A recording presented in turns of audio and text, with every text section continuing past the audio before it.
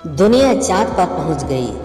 नई नई टेक्नोलॉजी, नई नई खोज और नए नए आविष्कार कर रही है।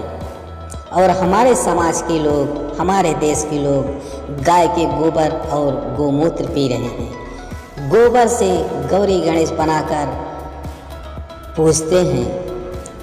मल मूत्र से भी भगवान पैदा हो जाते हैं। तभी तो अंग्रेजों ने कहते थे कि ये हिंदुस्तानी लोग महामूर्ख होते हैं, इनको जो भी कह दो बिना सोचे समझे मान लेते हैं, इसलिए इनको मूर्ख बनाना बहुत आसान है। दोस्तों, उसी का नतीजा है जो हम गुलामी की जंजीरों में कैद हो गए थे और इसी का नाजायज़ फ़ायदा उठाकर विदेशियों ने आक्रमण करना चालू कर दिया था। हमें गुलाम बना लिया गया था और वो भी एक देश का गुलाम नहीं बल्कि कितने सारे देशों की गुलामी सहनी पड़ी थी। अंग्रेज़ों की गुलामी, मुग़लों की गुलामी, तुर्कों की गुलामी, पुर्तगालियों की गुलामी, सब के गुलाम बनकर हम रह गए थे। अब तो अंधविश्वास से बाहर निकलो और ज़रा दिमाग पर जोर डालो और सोचो कि जिस देश में 36 कोटि देवता और 28 कोटि देवियाँ हों, वह देश गुलाम कैसे हो गया है। साला समझ में नहीं आता कि इतने सारे देवी देवताओं के होते हुए भी हम गुलाम बना लिए गए। हमारा जीना मुश्किल कर दिया गया था। जानवरों से भी बदतर जिंदगी कर दी गई थी हमारी। उधर विदेशियों का गुलाम, इधर उच्च जातियों द्वारा बनाई गई व्यवस्था की गुलामी से हम तंग आ चुके थे। यदि विश्वास ना हो तो इतिहास जाकर उठाकर पढ़ लेना कि शूद्र जो आज के ओबीसी हैं, दलित हैं, उन पर कितना अत्याचार, उत्पीड़न एवं उनका शोषण किया जाता था। हमारी बहु बेटियों की इज्जत सरेआम नीलाम हो जाती थी और हम खड़े होकर देखते रह जाते थे। क्यों? इसलिए क्योंकि हमें बोलने का अधिकार नहीं था। और उस समय सारे हिंदू देवी देवता न जाने कहाँ चले जाते हैं। जब हमारे ऊपर कोई मुसीबत आती है तो मुझे लगता है जितने भी हमारे पूजनीय देवी देवता थे सब हनीमून मनाने चले जाते होंगे। अगर होते तो आप ही बताइए। आपसे मेरा ये सवाल है, हर देवी देवता के हाथ में, किसी के हाथ में त्रिशूल, किसी के हाथ में गदा, किसी के हाथ में तलवार, किसी के हाथ में चक्र, किसी के हाथ में ढाल और सब के सब हथियार और शस्त्रों से लैस थे। फिर भी हमारी बहु बेटियों की इज्जत नहीं बच पाई। हमारी बात छोड़ो, हमारा विशाल भारत देश जिसकी आबादी विश्व की दूसरे नंबर की है, गुलामी की जंजीरों में जकड़ लिया जाता है। फिर धर्म का डंका बजाने वाले धर्म के ठेकेदार और उनके सारे हिंदू देवी देवता आक्रमणकारियों के आगे हवा में उड़ जाते हैं। महान पराक्रमी, प्रचंड शक्ति रखने वाले, सूर्य को निगल जाने वाले ऐसे गदाधारी बाहुबली बजरंगबली की शक्ति का पावर भी डाउन हो जाता है।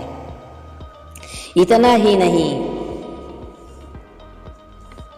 भारत का प्रसिद्ध सोमनाथ मंदिर पर आक्रमणकारी महमूद गजनबी ने 17 बार आक्रमण किया था और 17 बार लूटा ही नहीं, मंदिर को तहस नहस करके, तोड़ के सारे सोने चांदी, हीरे मोती, जवाहरात लूट ले गए थे। उस समय पूरे भारत की तिहाई संपत्ति इन मंदिरों में होती थी। जो हमारा भारत सोने की चिड़िया कहा जाता था। कोई भी देवी देवता सामने नहीं आते। क्यों? क्योंकि हम भ्रम और अंधविश्वासों पर जी रहे हैं। हमें धर्म के नाम पर कितना बेवकूफ़ बनाया जाता है, शायद आपको पता भी नहीं होगा।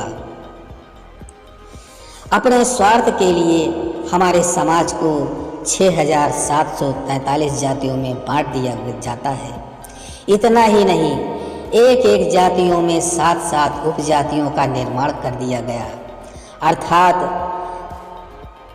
6,743 जातियों में बांट दिया। 6,047 जातियों को 7-7 जातियों में विभक्त करने पर आता है 47,201। अब हमारा समाज 47,201 जातियों में विभक्त कर दिया गया, जिससे हम अब एक नहीं हो सकते। यह सबसे बड़ी और पावरफुल हमारे दुश्मनों की चाल थी, जिसमें कामयाब हो गए और आज हम जिस पोजीशन पर हैं, ऐशो आराम की ज़िंदगी जी रहे हैं, तो इसमें हमारे महापुरुषों का खून बहा है, अपनी जान की बाजी लगाकर हमें आज़ाद कराया है। इसलिए अपने हक और अधिकार को हाथ से मत जाने देना।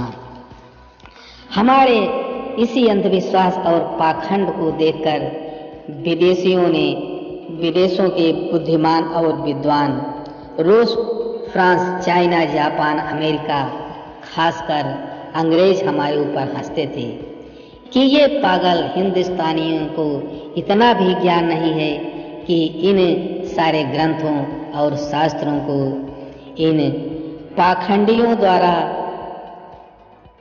अपने मतलब के लिए लिख रखा है। और इसलिए हमारे समाज की ओबीसी शूद्र महात्मा ज्योतिबा फूले ने गुलामगिरी नामक पुस्तक लिखा है, ताकि उन्हें यह पुस्तक पढ़कर सच्चाई और इतिहास मालूम हो सके। तो दोस्तों, आप लोगों को पता होगा कि हमारा समाज कितना पीछे, कितने गर्त में ढकेल दिया गया था और गुलाम बनकर हम रह गए थे, हमारा जीना मुश्किल हो गया था। तो दोस्तों, आज की वीडियो में बस इतना ही। दोस्तों, वीडियो अच्छी लगी हो तो एक लाइक और शेयर कर देना, सब्सक्राइब जरूर कर देना, बेल आइकन प्रेस कर देना, जिससे आने वाली वीडियो आप लोगों के पास पहुंच जाए। धन्यवाद।